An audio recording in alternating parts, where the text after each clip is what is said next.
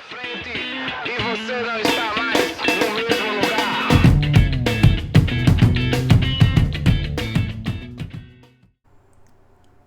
Fala turma, esse vídeo faz parte da série Laboratório de Algoritmos e Estrutura de Dados em Java. O que vamos ver nesse vídeo? Explorar passo a passo a implementação e a depuração de algoritmos recursivos, usando dois exemplos clássicos, que é o cálculo da potência de 2 e a sequência de Fibonacci. E a ideia é mostrar na prática como a recursão, a recursividade funciona, desde a definição do caso base, até a definição do caso recursivo, até esse comportamento recursivo na pilha de chamadas e como podemos usar estratégias de depuração, debug, para entender melhor esse fluxo de execução. Além, é claro, de fazer alguns testes manuais de performance simples, certo? Criando o pacote Java para organizar os algoritmos recursivos. Bom, pessoal, a gente pode ver aqui que a gente está com o VS Code aberto. Dentro do VS Code, eu já estou com o projeto Algoritmos e Estrutura de Dados Java Lab, que é o nosso projeto que a gente vem desenvolvendo, também aberto nesse editor, tá certo?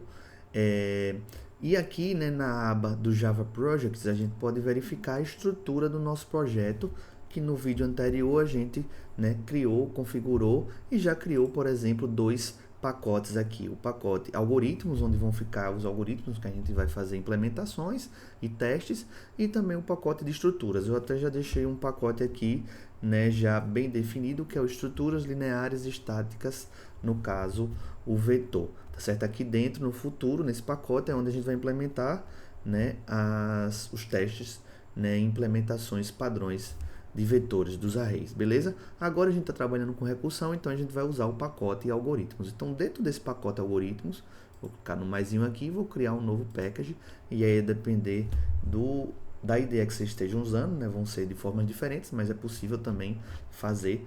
O correto aqui nesse momento é criar o pacote recursivos dentro do pacote algoritmos, tá certo? Só para a gente deixar organizado. Então, após a criação do pacote, a gente vai ter algo nesse estilo aqui, através do Java Project. Se a gente vier na aba de pasta, folders, do próprio projeto, abertura do VS Code tradicional, a gente vai verificar aqui dentro da pasta Source, Main, Java, temos os dois pacotes principais, algoritmos e estruturas. Aqui dentro tem toda a parte de estrutura linear, estática, que a gente já fez, como exemplo, e aqui dentro vai estar o pacote, onde vai ficar os arquivos, onde a gente vai implementar os arquivos recursivos, tá certo? Os algoritmos recursivos. Implementando o algoritmo recursivo para cálculo da potência de 2. Bom, depois da criação, pessoal, do pacote recursivos dentro do pacote algoritmo, a gente vai começar de fato a implementação desse algoritmo recursivo para cálculo da potência de 2, tá certo?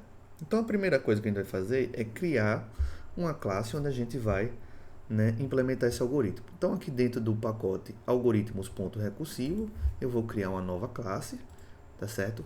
Vou chamar essa classe de potência de 2, Vou esperar a classe ser criada. Percebam que a classe potência de 2, ela está criada dentro do pacote de algoritmos recursivos.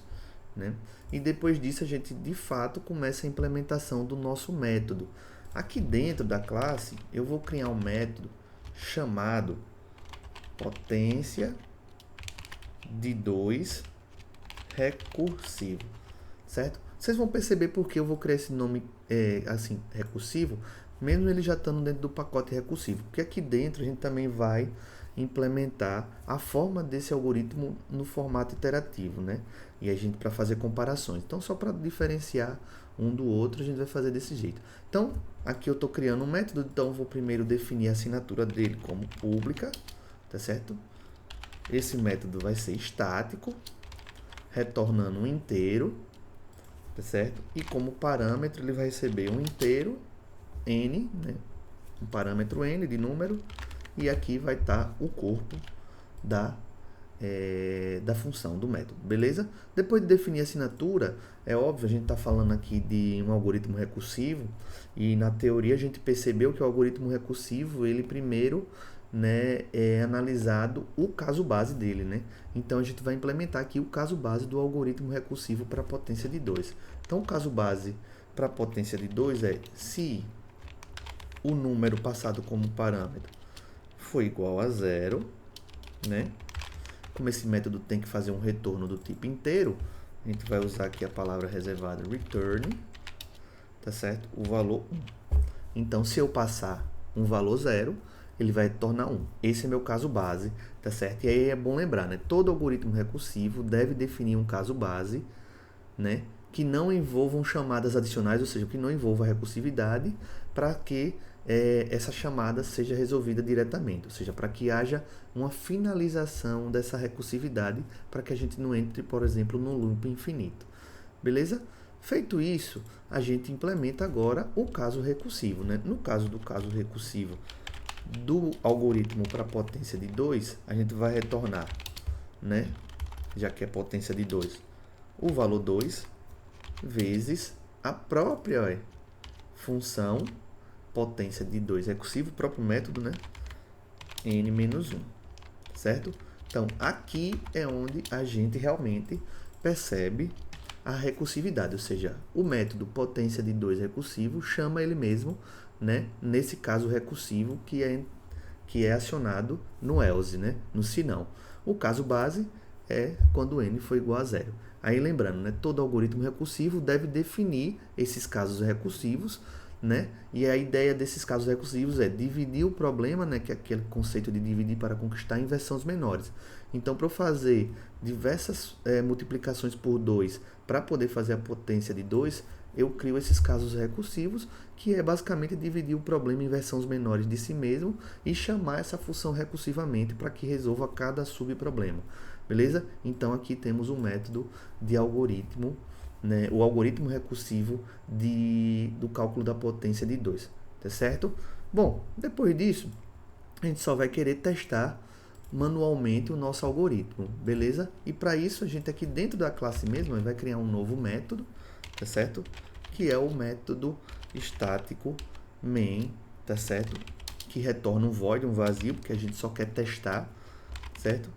Aqui vou passar os parâmetros do método main. Tradicionalmente a gente passa esse parâmetro args, né, de argumentos, que é um array de strings, certo? E vou abrir aqui esse método. Beleza? Depois de definir a assinatura desse método, a gente pode testar esse método que a gente criou, né, o potência de 2 recursivo. Então, vou botar aqui ó, uma variável n, vai receber, por exemplo, 2, para a gente fazer a potência de 2, 2 elevado a 2, tá certo? Vou colocar aqui uma variável resultado, onde a gente vai receber o valor da função, né? E passando o parâmetro 2. No caso, esse n eu defino aqui antes, né? Nessa linha. E vou fazer um system out, só para poder aqui ó, a gente verificar se está tudo ok. Então, vou botar aqui 2 elevado a... Para a gente poder ter um valor dinâmico aqui, eu vou botar uma concatenação, né, simples, né, de strings, para a gente poder verificar o valor, mais o resultado, certo? Feito isso, né, aqui esse valor string é com S maiúsculo, a gente pode salvar e pode verificar nosso código sendo executado. Então, vou, né, aqui a gente está no VS Code e a gente já instalou as extensões, né, do Java para poder programar em Java no VS Code, então ele já me apresenta, né, ele já reconhece que é um projeto Java, ele já me apresenta a possibilidade de rodar esse método main, né, aqui mesmo da tela, né, onde está sendo codificado. Então, vou executar o código, aguardo, né, esse início, né, onde vai ser compilado o código, né, para ser executado esse código compilado na máquina virtual que está instalada no meu computador, né? Então, geralmente, essa primeira vez que é executado o código usando o VS Code tem um certo tempo, né, a ser executado. E aí, a gente, depois de aguardar, a gente vê que 2 elevado a 2 é 4. Tá certo? Então, a gente pode fazer outro teste aqui, por exemplo, com 4, né? Quanto seria 2 elevado a 4? Vou salvar, executar meu código. guardar novamente, e a gente tem que 2 elevado a 4 é 16. Então aqui eu implementei o método recursivo para o cálculo da potência de 2. Depurando o algoritmo recursivo para o cálculo de potência de 2. Bom, pessoal, a gente implementou o método recursivo, né, para potência de 2, como a gente está vendo aí na tela, dentro da classe potência de 2.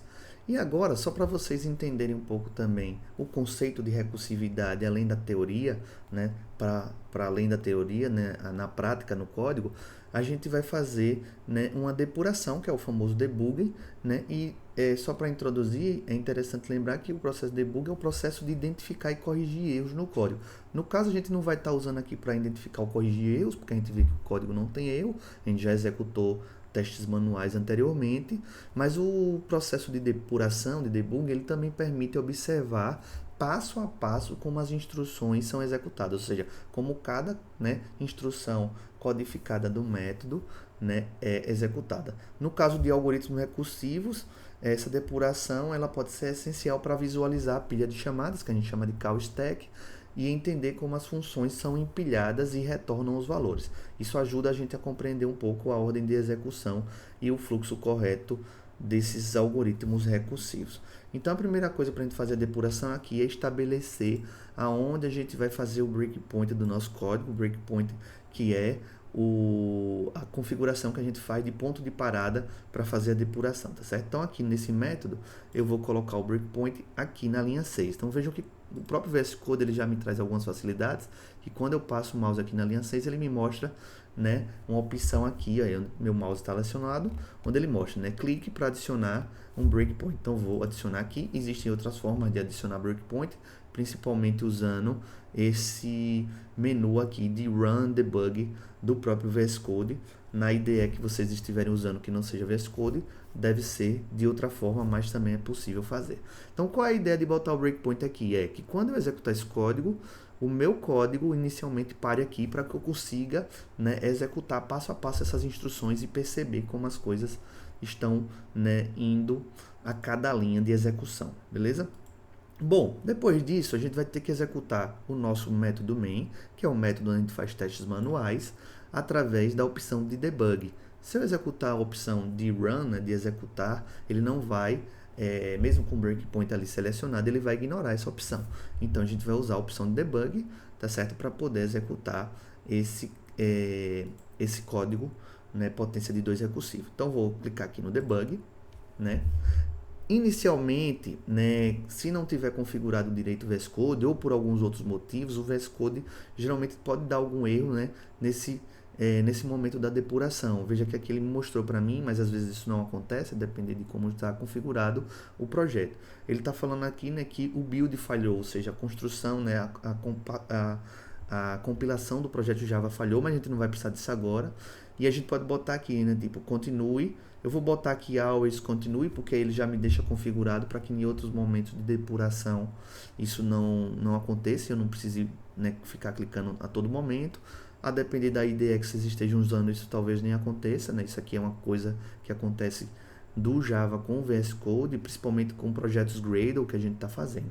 Então, vou clicar aqui em always continue. Ele vai dar continuidade e percebam que ele deu continuidade e entrou no modo debug. Então, essa faixazinha vermelha aqui, né, meu laranja na verdade, embaixo do VS Code, meio que indica que o meu VS Code está em modo debug. Vocês percebem aqui em cima também, né, pessoal, uma série de botões onde eu vou conseguir, por exemplo, né, continuar o meu processo de depuração linha por linha, pular linhas, entrar em métodos, tá certo? Parar a depuração. E vejam que quando eu comecei a entrar em método de depuração, ele já me abre na aba Run Debug. Por quê? Porque na aba Run Debug eu vou poder, né, acompanhar passo a passo, por exemplo, as minhas variáveis. Percebam que aqui ele já me mostra que a variável inicial, lembrando que aquele método main que a gente fez lá, ele tá, começando com 4, então ele já me mostra que a execução desse cara aqui começa com 4, porque quando eu fiz o run debug aqui, pessoal, veja que o breakpoint está dentro do método potência de 2 recursivo. Então, quando eu executei esse método main através do debug, ele primeiro preencheu a variável n com 4 na linha 15.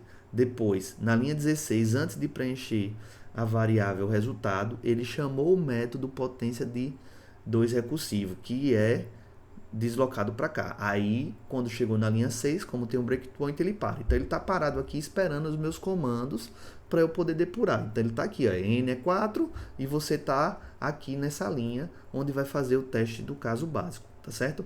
Então, com esse valor de 4, vamos primeiro aqui a gente ver o seguinte. Eu vou usar o comando aqui, ó, F10 primeiro, que é para a gente passando linha por linha, mas quando chegar aqui na linha 10, onde eu preciso fazer a recursividade, eu vou usar o comando F11, né, que é o step into, ou seja, entre, né, para a gente poder entrar na recursividade e ver as chamadas. E aqui eu já posso abrir também, ó, nessa parte, né, é óbvio que, como eu falei, né, pessoal, em cada IDE, essa parte de depuração, onde vai estar a pilha de chamada, onde vai estar, por exemplo, apresentando as variáveis, podem ser, né, apresentados de forma diferente, mas é interessante que a maioria das IDEs mais modernas, elas apresentam essas funcionalidades, beleza? Então aqui, ó, tem a call stack, tá certo? Que é a pilha de chamada, que lá na parte teórica que a gente viu, né, a gente viu que métodos recursivos, algoritmos recursivos usam a pilha de chamada, né, diferente de métodos iterativos. Então aqui a gente fez a primeira chamada, beleza? Vamos dar continuidade aqui com o F10. Então o que ele vai fazer aqui primeiro?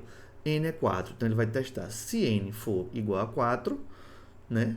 Ou se n, que é 4, for igual a 0, retorne 1. Então 4 não é igual a 0, passa, vai para o else, vai para o senão, e aí a gente cai na linha 10, onde vai ser feito a recursividade, ou seja, 2 vezes o retorno do valor da função que vai ser executada recursivamente. Potência de 2 recursivo, no caso aqui n é 4, então vai ser 4 menos 1, 3. Para a gente entrar, vou usar o F11, tá certo? Para vocês verem. Veja que aqui, aí no lado, a pilha de execução já está preenchendo, né? Essa aqui foi a primeira execução, beleza?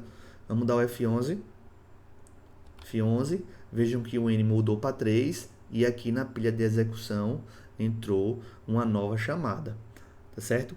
N é 3, 3 não é igual a 0, vai para o else, dou o F11, pilha de execução empilha a nova chamada para o valor 2, 2 não é igual a 0, tá certo? Vai pro else, a gente faz o F11, aí a gente vê que a pilha da gente já está com 4 chamadas, né? Então percebam que quanto maiores os valores, né, essas pilhas vão ser maiores também, né? No caso aqui do potência de 2 recursivo, e aí, né, na parte teórica a gente percebeu essas questões, né, de uso da pilha, né, de chamadas pelos algoritmos recursivos, né, os seus prós e seus contras, a gente viu isso, né? E aí a gente aqui agora está com valor 1, né? 1 não é 0, vai para o else, e aí a gente vai agora para cá, e aí a gente chega no caso base, até porque se a gente não tivesse o caso base, a gente estaria, por exemplo, num loop infinito.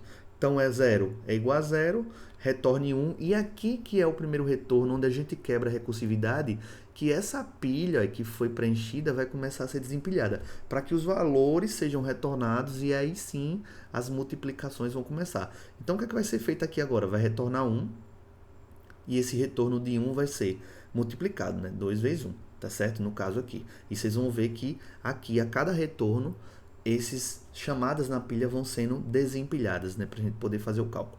Então vamos lá. Aqui eu vou só no F10 mesmo. Então vamos retornar 1. Aí ele já desempilha lá. Aí faz o retorno novamente. Agora vai para o 2, desempilha. Vai para o 3, desempilha. Vai para o 4. Terminou o desempilhamento, faz o retorno, porque o N número 4 foi o que a gente tentou fazer. A gente está tentando fazer a potência de 2 recursivo de 4. Então, tipo 2 elevado a 4.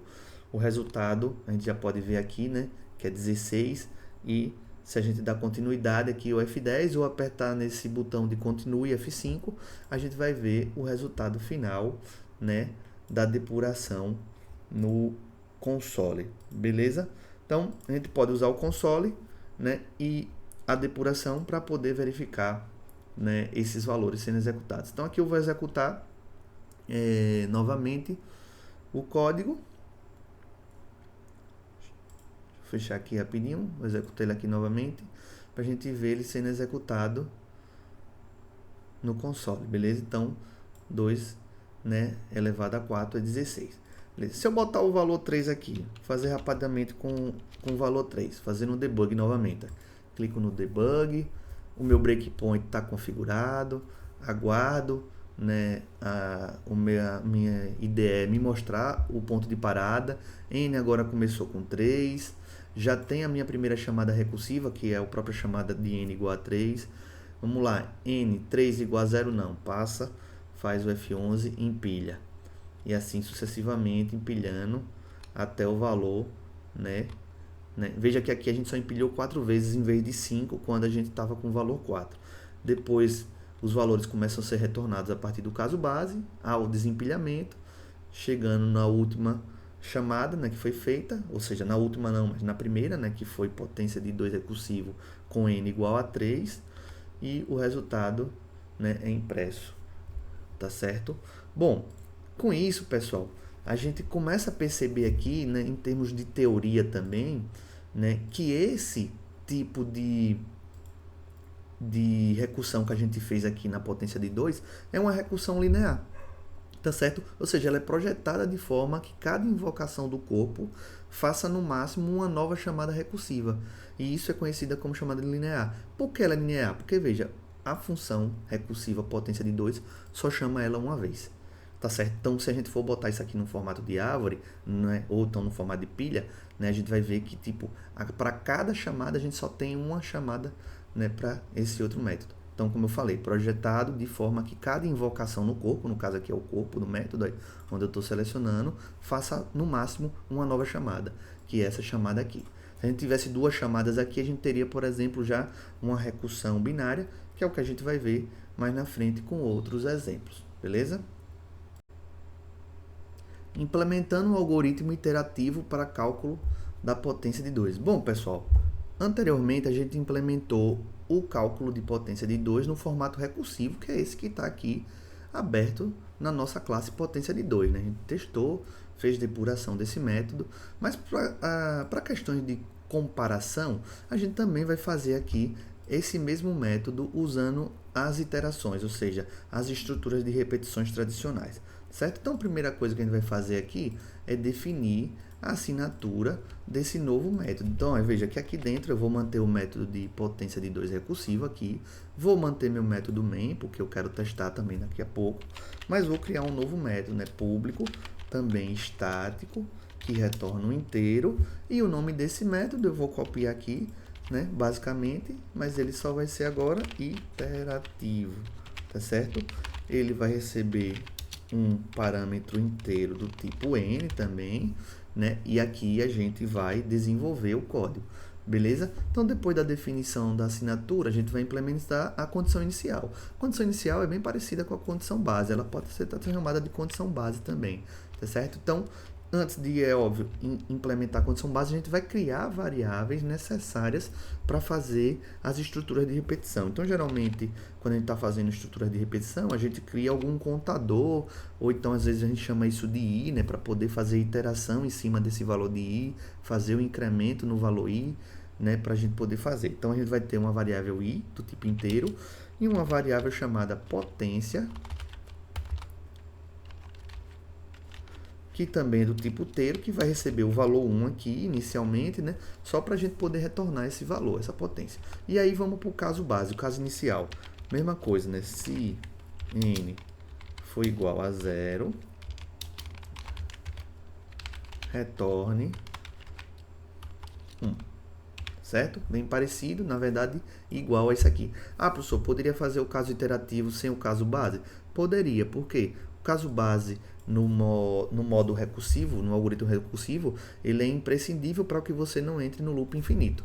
Se eu estivesse fazendo aqui, como eu vou fazer um código iterativo, eu posso controlar o loop na própria estrutura do loop, eu não precisaria fazer isso aqui. Mas aqui já seria interessante para que não precise entrar no loop nesse caso simples, né? Bom, feita a implementação do caso, né, da condição inicial, a gente pode ir de fato para a criação da estrutura de repetição que vai fazer esse cálculo da potência de 2. Então, se o n for igual a 0, retorne 1 já de cara. Se não, vamos fazer aqui a estrutura de repetição. Aí vamos usar o for, né? Então vamos usar o for, onde o i igual a 1, né? Ou seja, o i recebe 1, na verdade não é igual, o i recebe o valor 1, que é a primeira iteração que vai ser feita.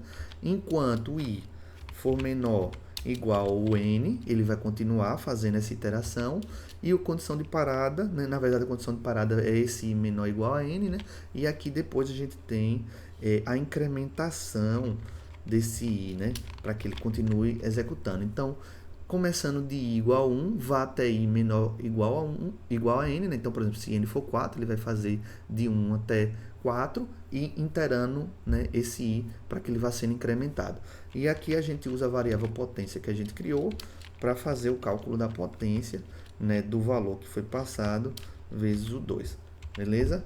E aqui, depois do for, a gente faz o retorno dessa potência. Então, aqui é o cálculo da potência de 2 através do modelo iterativo. Percebam que não tem recursão dentro desse algoritmo, porque o corpo da função, né, que é delimitado entre essas chaves na linha 14 e essa chave na linha 25, não tem nenhuma chamada ao próprio método, diferente do método recursivo, tá certo? Então aqui é a mesma implementação, né, usando técnicas diferentes. A técnica de estruturas de repetição tradicionais e a técnica, né, usando a recursividade. Vamos testar isso aqui também. Beleza, vamos testar aqui mesmo, no método main, tá certo? Vou manter o valor de 3 aqui. Vou executar aqui só para vocês ainda o método recursivo, para a gente ver como é que está o retorno dele, né? Então, 2 elevado... Aqui está dizendo que 2 elevado a 4, né? Porque a gente está testando com o valor... aqui foi o que estava aparecendo anteriormente, na verdade. Né? Deixa eu apagar aqui essas chamadas de depuração. Vou executar aqui o run novamente. Então, com o valor de 2, né? 2 elevado a 3 é 8, com o método recursivo. E aqui agora eu só troco. Aí. Vou, em vez de usar o recursivo, vou usar o iterativo. Né? E usando o iterativo, a gente tem também que 2 elevado a 3 é 8. Porque, na verdade, os resultados têm que ser iguais mesmo. Eles só estão sendo feitos usando técnicas diferentes. Tá certo? Então, percebam que aqui a gente tem a implementação agora do método potência de 2 no formato recursivo, potência de 2 no formato iterativo, modelo tradicional, e aqui um teste manual, né, desses elementos. Depurando o algoritmo iterativo para cálculo da potência de 2. Veja, pessoal, a gente fez o método recursivo da potência de 2, a gente fez o método iterativo, a gente depurou o método recursivo para a gente poder ver passo a passo ele sendo executado e também entender o comportamento da pilha de chamada, mas aí para comparação a gente também vai fazer a depuração desse método aqui, tá certo? Então, aqui no método main a gente já tem ele sendo chamado, tá certo? Para que a gente possa executar. Vou definir o breakpoint na primeira linha desse método, aqui na linha 15, no meu caso, tá certo? Depois de estabelecer o breakpoint, né, vou manter o valor 3 também, para a gente fazer testes bem simples, e a gente vai executar agora o método main no formato de debug, tá certo? Então, executo o método main aqui no formato debug, aguarda o debug ser configurado, percebam que ele para na linha que eu fiz o debug, a gente vai testar com n igual a 3 e agora vai fazer a sequência, né, dos passos para a gente ver. Lembrem-se, métodos iterativos usando estruturas de repetição tradicional não usam pilha de chamada. Ah, professor, mas aqui já está aparecendo. Está aparecendo porque a primeira chamada sempre vai acontecer, né? Porque é essa chamada aqui, ó, essa chamada na linha 29, onde a gente chama fazer a potência de 2 iterativo do valor n, no caso 3, é essa chamada que aparece aqui. Tá certo? Mas vocês percebam que ela não vai fazer empilhamento de outras chamadas recursivas. Por quê? Porque o método não tem recursividade, então ele vai ser feito o cálculo aqui dentro dessa chamada que já foi feita. Beleza? Então aqui eu vou usar o F10 para percorrer, valor é 3, então a gente inicializa as variáveis aqui nessa linha 15, 3 não é 0, vai para o else e aí começa a fazer o for. Aqui, usando a estrutura de repetição, eu posso passar por cada um desses fors usando o F10 e o F11 se eu quiser, tá certo? Então, eu vou usar o F11 para vocês verem a estrutura sendo executada em cada um das iterações, né, definidas, para vocês verem que a pilha não vai alterar, tá certo? Aqui, então vamos fazer um F11 aqui no valor 3, ele entra na potência de 2, aí, o I é igual a 1, o N é 3, então o I ainda é menor ou igual a 3, vai passar pela primeira iteração, vai incrementar o I, vamos dar o F10, o I agora, né, vai ser 2, né, e vai continuando a fazer iteração. Veja que aqui não muda a pilha, tá certo? Porque a gente não está fazendo recursividade, né, e vai para a última iteração. Terminou a iteração, retorna o valor, né, no caso aqui a gente já vê que é 8, beleza? Retorna aqui para a primeira chamada foi desempilhada, que é a primeira chamada tradicional, e depois o resultado é impresso no System Out, né, no terminal aqui, beleza? Testando manualmente a performance entre o algoritmo recursivo e o iterativo para cálculo da potência de 2. Bom, aqui a gente fez testes manuais separados, pessoal, né? Tanto da potência de 2 iterativo como da potência de recursivo. Para eu testar um ou outro, eu tenho que alterar isso aqui, certo? Mas a gente vai dar uma melhorada nesse main aqui para fazer implementações de testes manuais simples, tá certo? Ou seja, a gente vai usar uma abordagem bem simples, não muito sofisticada, mas que já dá para mostrar um pouquinho a diferença entre um e outro, né, usando o system.nanotype nativo do Java. Beleza? Então a gente vai fazer um código aqui dentro do main para a gente fazer a medição de tempo para a versão recursiva, a medição de tempo para a versão interativa e imprimir isso. Beleza? Então a primeira coisa que eu vou fazer aqui é só manter, ó, inicialmente esse int igual a n3 aqui, e vejam que tipo aqui para facilitar a gente eu vou copiar e colar, né, o código e vou explicando para vocês, né, porque é só para evitar a digitação desse processo. Aí vamos lá, o que é que eu coloquei aqui, ó, nessa linha? Primeiro, medição do tempo da versão recursiva. Criei uma variável long chamado início recursivo, e aí, ó, como a gente vai estar trabalhando em sequência, quando ele passar nessa linha de tray 1, ele vai pegar o nanotype, ou seja, em nanosegundos daquele momento e armazenar. Depois, eu vou ter uma variável resultado do recursivo inteiro que vai chamar o método a potência de 2 recursivo. Beleza?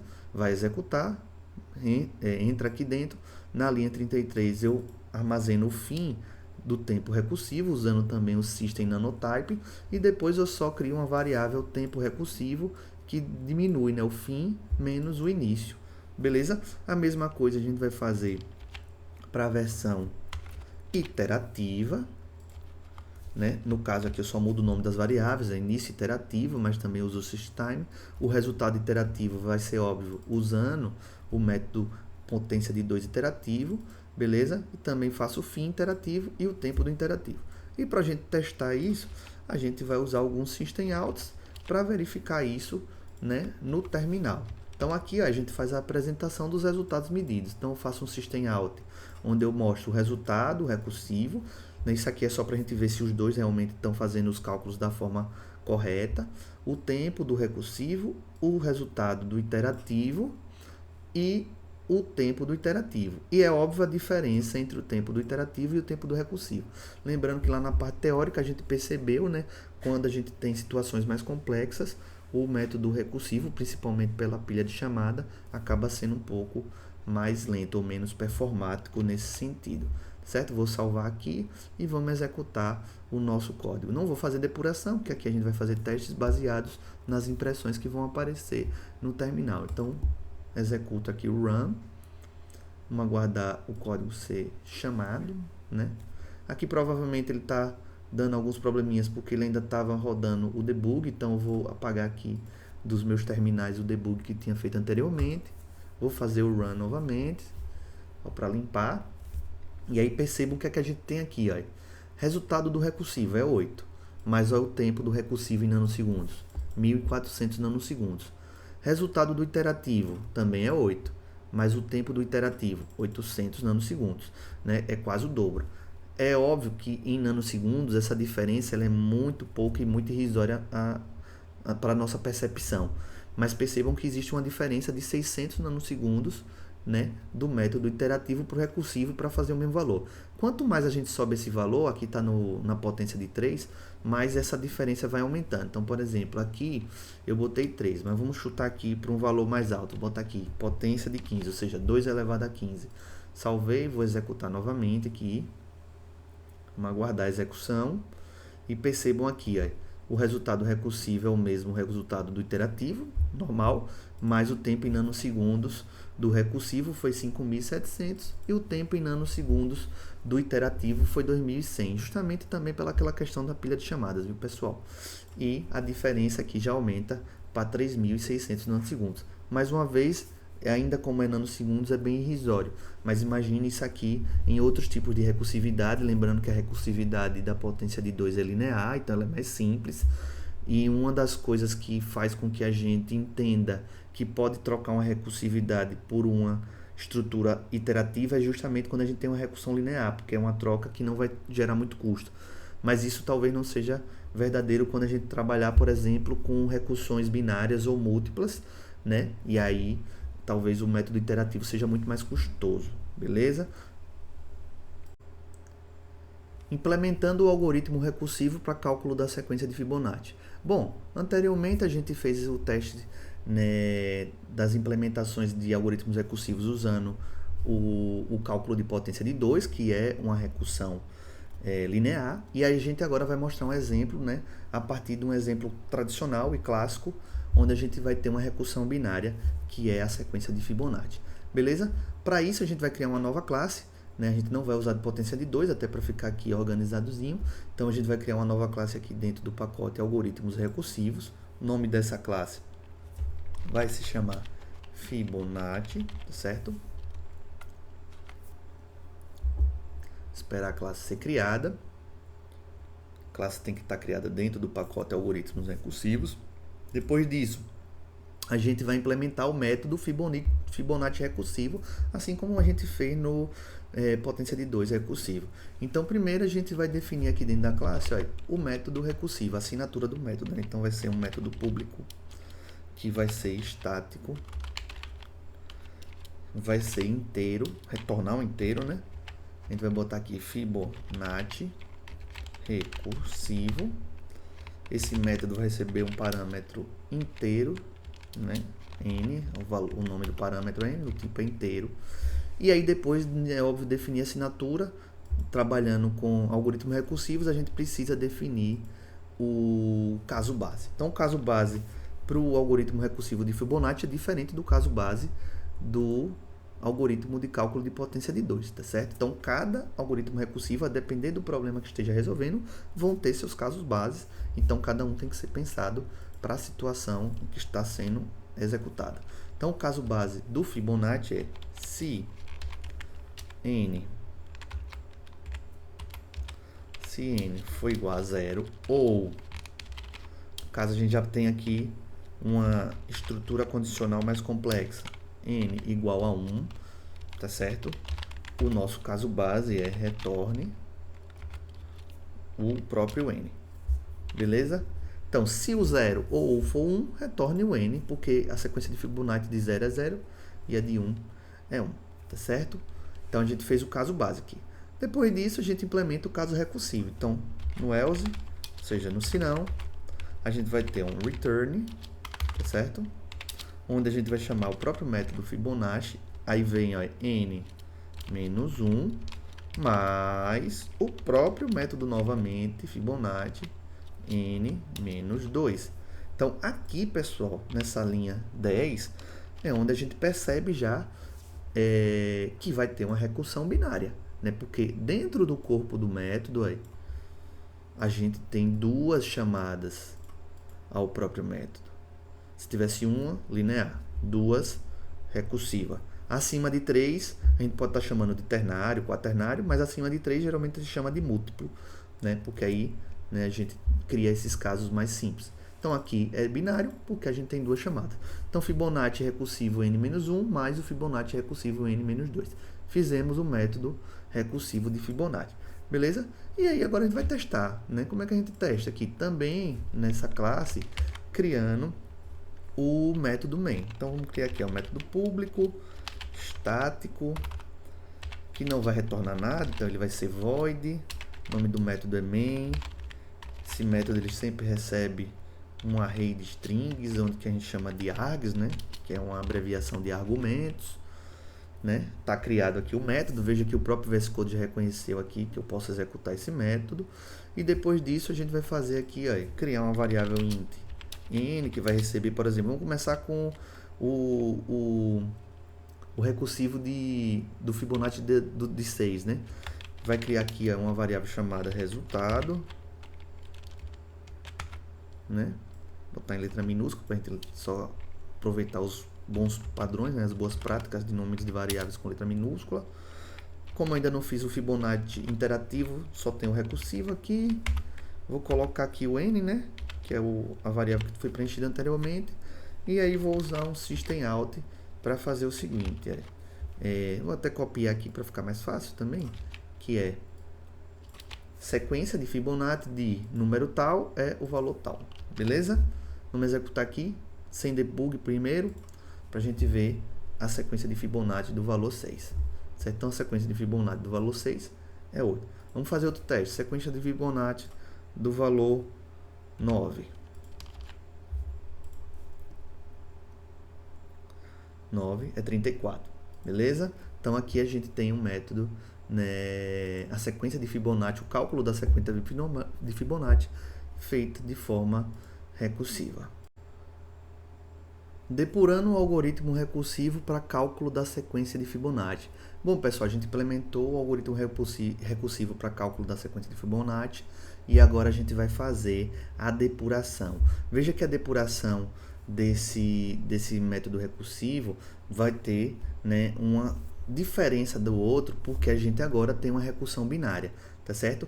E aí, para verificar a recursão, né, binária, é interessante a gente lembrar que a recursão binária é um tipo de recursão em árvore. Aqui eu vou abrir o slide que a gente tem de teoria só para ver um pouco como essas chamadas são recursivas no modo binário, tá certo? Então, quando eu abrir aqui, ó, no slide de tipos de recursão, a gente viu que o próprio exemplo que eu usei lá de recursão binária foi o de Fibonacci, né? Aqui na linha 5 do caso do pseudocódigo, a gente tem a recursividade.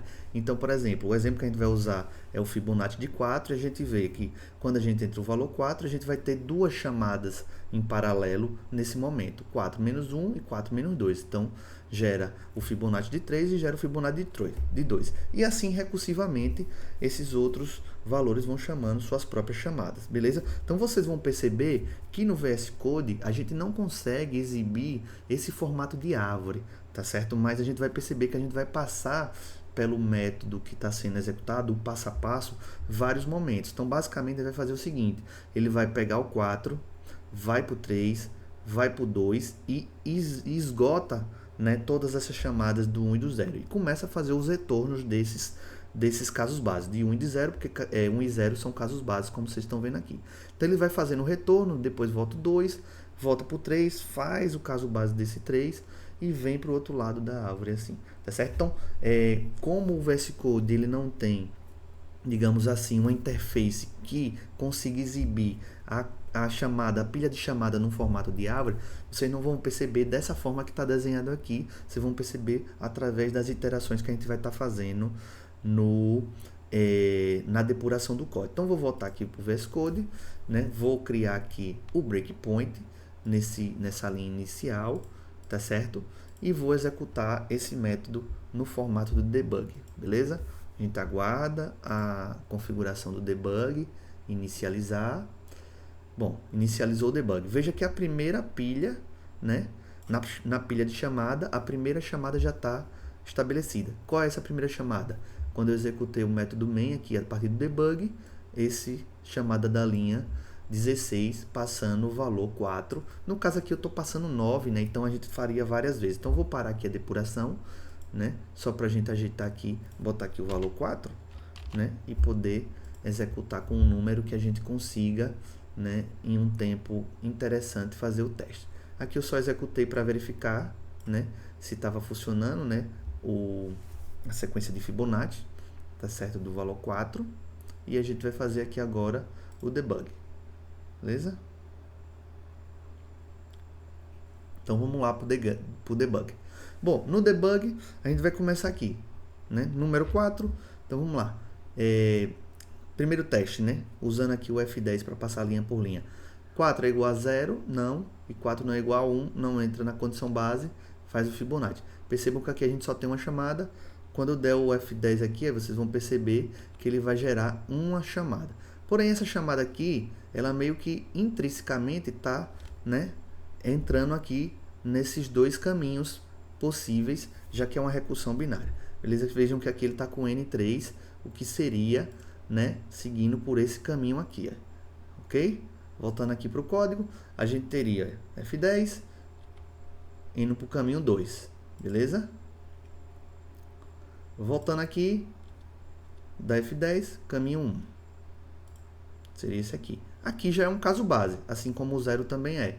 E aí, veja, se é um caso base, ele já começa a fazer os retornos. Veja que ele está empilhando algumas coisas aqui. Como eu falei, a pilha, né, a call stack, né, a pilha de chamadas do VS Code não é exibida no formato de árvore, então a gente só vai conseguir ver esses empilhamentos nesse formato aqui, né? E aí a gente começa a desempilhar, porque teve um retorno de um caso base, e aí ele volta para um 2, tá certo? Que é esse cara aqui, para começar a fazer os retornos, né? Então, retorna, vai desempilhando, aí vai para o caso 0, que seria esse aqui, tá certo? E vai assim sucessivamente. Volta para o 2, né? Volta para o 3, e aqui do 3 a gente vê que vai para o caso 1, que é justamente esse aqui que ainda não tinha sido percorrido. Né? E aqui eu vou continuar dando F10, volta lá para o 3, volta para o 4, né? E aí vai agora descer por esse outro lado da árvore, tá certo? No caso aqui, ó, o 2, o 1, tá certo? O 2 e o 0 novamente, que é esse caminho da árvore aqui, desse lado direito, e aí faz os retornos todos. E aí vai retornando todos os valores sendo contabilizados, né? Até a última chamada da pilha, que vai ser desempilhada, e retornar o valor para o resultado que vai ser comparado, tá certo? E impresso aqui no terminal, ok? Implementando o algoritmo iterativo para o cálculo da sequência de Fibonacci. Então aqui a gente está com o nosso cálculo da sequência de Fibonacci no formato recursivo e a gente vai implementar ele no formato iterativo na mesma classe Fibonacci, só para fins de comparação, certo? Então, para começar aqui, a gente vai fazer primeiro a assinatura do método, tá certo? Public static, retornando um inteiro. Vou copiar aqui, Fibonacci recursivo, mas no caso aqui vai ser Fibonacci iterativo, tá certo? Também recebe um argumento n do tipo int e abre e fecha aqui as chaves que vão ser o local onde vai estar o corpo do método, beleza? Feito isso, a gente começa agora com a condição inicial e inicializando algumas variáveis. Perceba uma coisa interessante, né, que a gente já percebeu nas duas implementações. Os métodos recursivos, eles são mais elegantes, eles são mais enxutos e são representações diretas da representação matemática do método recursivo. Então, se vocês, né, nas partes teóricas perceberam como é que a gente representa matematicamente um cálculo recursivo, por exemplo, um algoritmo recursivo, a gente percebe que a implementação no código ela é meio que direta, né? O caso base e o caso recursivo, tá certo? O código tende a ficar menor e ele tende a ser mais elegante porque a gente não precisa de várias variáveis para controlar, beleza? A iteração, né, no caso do recursivo aqui, ou seja, o loop, ele é controlado através do caso base, né? Por isso que definir o caso base bem definido, né, vai evitar problemas na recursão. No caso do iterativo, a gente geralmente precisa de uma série de variáveis. Nesse caso aqui do Fibonacci, vocês vão ver principalmente como ele precisa de uma série de variáveis para poder ser executado. Então, a primeira coisa aqui é criar a variável de controle i, que vai ser usada na iteração, e uma variável aqui chamada Fibonacci, tá certo? Recebendo aqui, inicializando com 0, tá certo? Que a gente vai fazer o acúmulo dos valores de Fibonacci aqui. Vou criar uma variável int chamada fib de Fibonacci, beleza, viu, pessoal?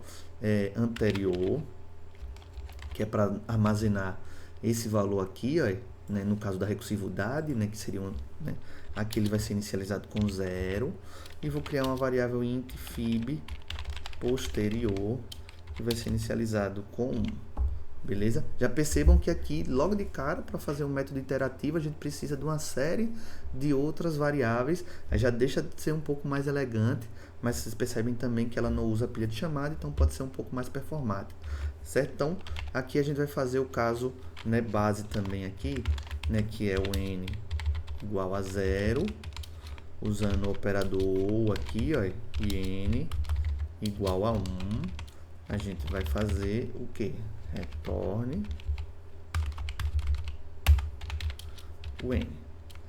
Então fez o caso base e agora vai para o caso, não, aqui a gente não vai chamar de caso recursivo, mas implementar a estrutura de repetição que, né, tem o mesmo resultado de uma recursividade. Beleza? Então aqui dentro do else a gente vai usar o for, aí vai fazer o i iniciando em 2, já que a gente tem, né, o caso base para 0 e para 1. Então a gente inicia nosso contador. Aqui a gente vai definir o nosso ponto de parada, que é o i menor ou igual a n, certo? E fazer a incrementação. Então percebam que esse método iterativo, ele precisa de uma série de outros elementos que deixam o código menos elegante e um código maior, né? Percebam que aqui a gente já tem mais linhas de código do que no código recursivo, né? E aqui a gente ainda vai ter mais coisa. Então vamos lá. Fibonacci, que é a variável que a gente criou ali fora, vai receber fib anterior mais fib posterior, né? E aí vai ser fib anterior, aqui dentro da estrutura de repetição, recebe fib posterior, e fib anterior recebe o Fibonacci. Então aqui, né, dessa forma, a gente consegue, né, representar, né, na verdade não representar, mas implementar o método de Fibonacci, que é naturalmente recursivo, no formato iterativo, certo? Percebam que ele já é um pouco menos elegante e tem uma quantidade de linhas maior nesse caso. Então Fibonacci, aqui dentro da iteração, né, iniciando em 2, né, aqui a condição de parada, que no caso do recursivo é feito no caso base, né, e retornando um valor que não é uma recursividade, aqui, no caso voltando n. E aqui, dentro dessa iteração, a gente faz Fibonacci é igual a Fibonacci anterior mais Fibonacci posterior. E aí o Fibonacci anterior recebe o posterior e o Fibonacci anterior recebe o Fibonacci, a variável de Fibonacci. Depois do for, aqui fora da estrutura de repetição, a gente faz o return, né, do valor de Fibonacci que foi calculado. Beleza? Salva aqui e vamos executar esse método aqui, né, testando ele manualmente. Como é que a gente testa ele manualmente? Vamos testar aqui mesmo no método main. A gente já está testando aqui o Fibonacci recursivo, vamos executar aqui ele só para a gente ver o valor, né? O Fibonacci de 4, né, é o 3, tá certo aqui no final. Beleza? Aqui a gente não está imprimindo a sequência, né? Porque a gente teria que estar imprimindo aqui, fazendo um system out aqui dentro para imprimir a sequência. A gente só está imprimindo o último valor, né, ali da sequência. Beleza? Então a gente vai fazer aqui, por exemplo, de 6. Faz a execução.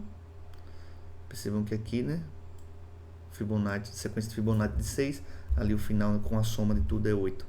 Beleza? Então aqui a gente fazendo um recursivo. Vamos usar agora o nosso iterativo também para ver se os valores são iguais. Tá? Então aqui na sequência a gente teve um erro aqui, né? Vamos ver onde é que a gente teve o erro. Então a gente tem Fibonacci começa com 0, aqui começa n igual a 0, i igual a 2, i menos 1, i mais, Fibonacci, fib anterior, fib posterior, né? Aqui na verdade o erro está aqui, pessoal, fib posterior recebe Fibonacci, tá certo? A gente tava fib anterior recebendo, né? Então por isso que estava dando um erro aqui o Fibonacci. Vamos executar novamente. Se o Fibonacci de 6 é o valor 8, beleza? Então a gente tem os dois métodos, tanto o iterativo como o método recursivo, dando os mesmos valores. Só para testar novamente, vamos testar o de 7 aqui no método iterativo e testar o de 7 com o método recursivo. tem que dar o mesmo valor, né? No caso aqui deu o mesmo valor, que é 13, e a gente fez aqui, né, o nosso teste manual desses métodos. Depurando o algoritmo iterativo para cálculo da sequência de Fibonacci. Bom, a gente fez a depuração do método de Fibonacci recursivo. A gente percebeu que, por limitações do próprio VS Code, a gente não consegue ver realmente a árvore de recursão binária que ela é criada, né, na chamada, né, mas a gente consegue entender que a gente precisa fazer o percorrer os caminhos das árvores, né. A gente percebeu que na depuração a gente passa várias vezes por esses elementos aqui até começar os retornos, né, os cálculos. E agora a gente vai fazer uma depuração simples aqui desse método iterativo, tá certo? Vou botar um valor baixo para a gente poder depurar tranquilo. Vou botar aqui com 3, vou criar o breakpoint aqui, né? Vou chamar o método aqui, né, óbvio, iterativo, senão a gente não vai entrar nesse breakpoint, certo? E vou executar aqui no modo debug, certo? Aguardo o debug ser configurado, né? A gente vai parar aqui, ó, com n igual a 3 e vai começar a fazer todo o processo. Então vamos lá, inicializa aí Fibonacci, inicializa a variável Fibonacci anterior, né? Essas variáveis vocês podem acompanhar aqui, viu, pessoal? Nessa aba de variáveis do próprio funcionalidade de Run e Debug do VS Code ou nas funcionalidades das IDEs de suas preferências. Então veja que aqui inicializou, vai inicializar também a variável Fibonacci posterior, que vai aparecer aqui, e aí vai verificar, né? O n que a gente passou inicialmente é 3. A gente vai verificar aqui na chamada que também só vai ter uma chamada. Lembrando que métodos iterativos não têm pilha de chamadas, né? Já que eles não são recursivos. Então a gente só vai ter na pilha de chamada essa chamada que foi feita dentro do método main. Beleza? N não é 0 e nem 1. Vai para o else e aí começa. I é instanciado, né? Atribuído o valor 2. Né? 2 é menor ou igual a 3, é claro. Então a gente entra aqui nesse cara. Então vai ser o Fibonacci, vai ser o valor anterior, né? Mais o valor posterior, que estão sendo armazenados aqui. Valor anterior 0, posterior faz a soma e depois vai fazer as trocas, né? O Fibonacci anterior recebe o posterior e o Fibonacci posterior recebe o Fibonacci, né? A soma. Vejam que a soma tem que ser feita antes, né? Porque a ordem das sequências aqui, né, importa. Então vai voltar para uma nova iteração, né? Continuando aqui, a gente vai ter agora o i no valor 3, né? E vai fazer o acúmulo, né, do valor do Fibonacci, que é 1, mais o Fibonacci anterior, mais o Fibonacci posterior, dando sequência. A gente vai alterando os valores e chega na última iteração, onde o i é igual a 3, né? Ele retorna, né? E retorna o valor 2. No caso, o Fibonacci de 3 é bem curtinho mesmo, ele é 2, né?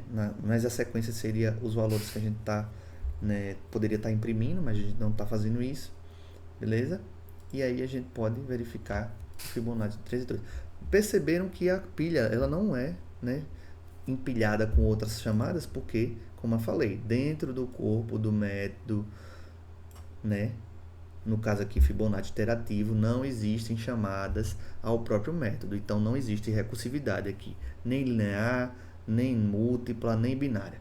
Já nesse caso aqui a gente tem duas chamadas dentro do corpo do método, o que caracteriza uma recursão binária, beleza? Testando manualmente a performance entre o algoritmo recursivo e o iterativo para cálculo da sequência de Fibonacci. Bom, a gente já está aqui na classe Fibonacci, onde a gente já tem os dois métodos implementados, tanto o recursivo como o iterativo, e assim como a gente fez nos algoritmos de potência de 2, a gente vai fazer um teste manual simples de performance usando o System Nanotime, certo? Então a gente vai usar aqui o próprio método main, vou apagar essas duas linhas aqui e vou colocar aqui, pessoal, o código e vou explicando para vocês, certo? Então nesse primeiro código aqui a gente vai fazer o cálculo da sequência de Fibonacci de forma recursiva, no valor 3. No caso aqui eu vou aumentar um pouco, já que a gente não vai executar de forma depurando, né? Vou botar aqui o valor 8, tá certo? Vou colocar também aqui, né, o código onde a gente calcula, né, tanto o início como o fim da execução do Fibonacci iterativo. Então a gente vai ter o Fibonacci iterativo sendo testado e o Fibonacci recursivo, e aqui os valores tanto de tempo recursivo como do tempo iterativo, e depois a gente vai fazer as apresentações dos resultados, tá certo? Então a gente tem aqui, ó, o System Out representando o resultado do recursivo, o tempo do recursivo e assim sucessivamente. Vou salvar aqui e vamos executar para o valor de 8, beleza? Então, fazendo run aqui, possa ser que a gente tenha algum problema na exibição aqui, mas foi tranquilo nesse caso. Então, veja, no valor 8, a soma da sequência do cálculo da sequência de Fibonacci é 21, então os dois estão apresentando a mesma forma. Agora percebam a diferença, né, quando a gente entra no mundo de uma recursão binária. Na recursão binária, o tempo recursivo, nesse caso, foi aqui de 12.800 nanosegundos. O tempo iterativo foi de 2.200 segundos, tá certo? A diferença entre um e outro foi de 10.600 nanosegundos. Se a gente aumentar o valor aqui, por exemplo, de 8 para um valor, por exemplo, 16, né, que é o dobro, vocês vão ver que isso aqui não dobra, né? Na verdade, ele tende a subir numa progressão mais geométrica, né, do que de uma progressão aritmética. Beleza? Então, vou executar aqui, aí. E a gente vai ter aqui, né, um aumento muito maior, tá certo? Ou seja, o valor é o mesmo, mas a execução recursiva foi de 20.000, na verdade 203.700 nanosegundos, e a execução do tempo iterativo foi em 4.000 nanosegundos, beleza? Então já percebe-se claramente a diferença aqui nesses casos, viu, pessoal?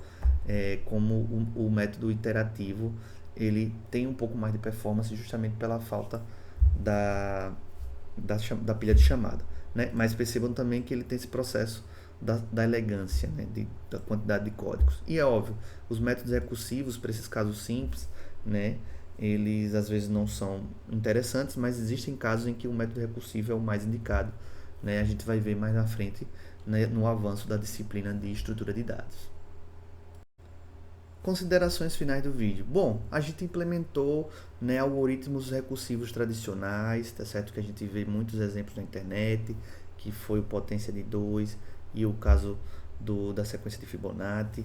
A gente usou eles dois porque a gente mostrou aqui uma recursão linear, no caso da potência de 2, e uma recursão binária, que gera uma árvore binária de chamadas, tá certo? Que é interessante para os próximos momentos da disciplina. A gente fez comparações das implementações recursivas com suas formas iterativas para fazer uma relação com a parte teórica, né, na diferença entre esses dois formatos. Lembrando que a recursividade é uma estratégia de design de código, beleza? E também fizemos depuração, né, para melhorar o entendimento do fluxo do código, mostrando passo a passo, principalmente entender o comportamento da pilha nos casos recursivos.